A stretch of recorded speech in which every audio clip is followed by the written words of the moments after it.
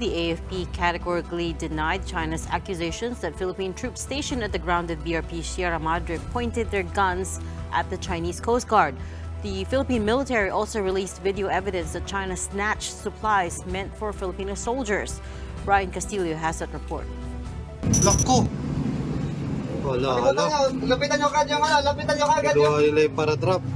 This video shows two rubber boats of the China Coast Guard appearing to play patintero in chasing around the Philippines' much smaller rubber boats in the waters of Ayungin Shoal May 19. This footage was taken from the BRP Sierra Madre, which was supposed to receive supplies airdropped by the AFP for the troops stationed in the military outpost.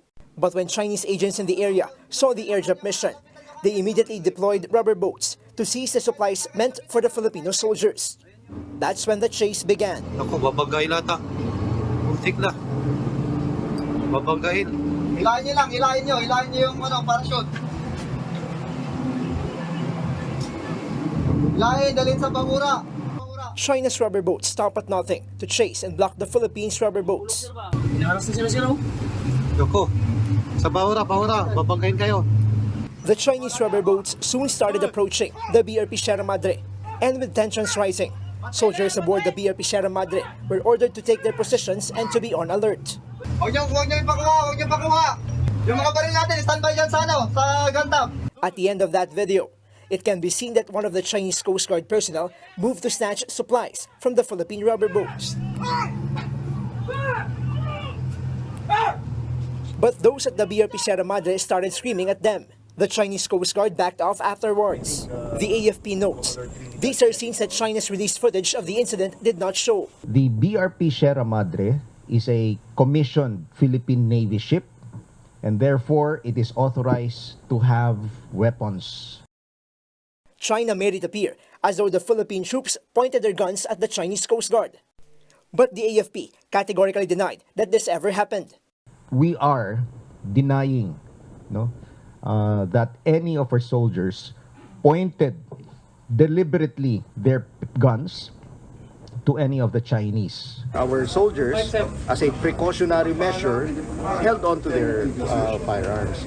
It's part of the rules of engagement. Lahat yan. Hindi pwedeng hindi ka handa in case something happens. There have been multiple incidents in the past of Chinese and Philippine ships colliding during resupply missions to Ayungin.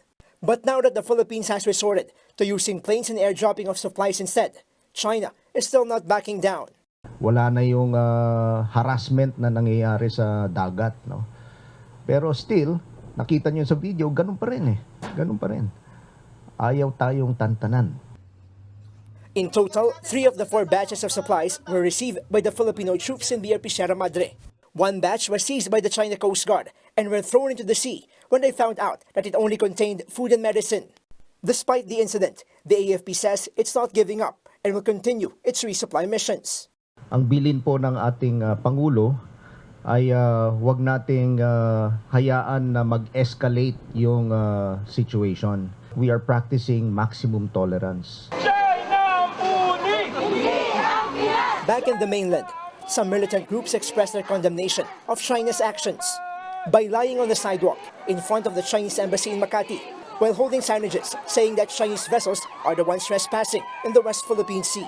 Ang sinasabi nilang nasasakupan nila ay maliwanag na nakapaloob sa ating exclusive economic zone.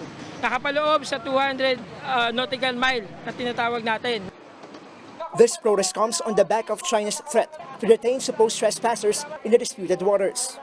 For News 5, Brian Castillo, We Are One News.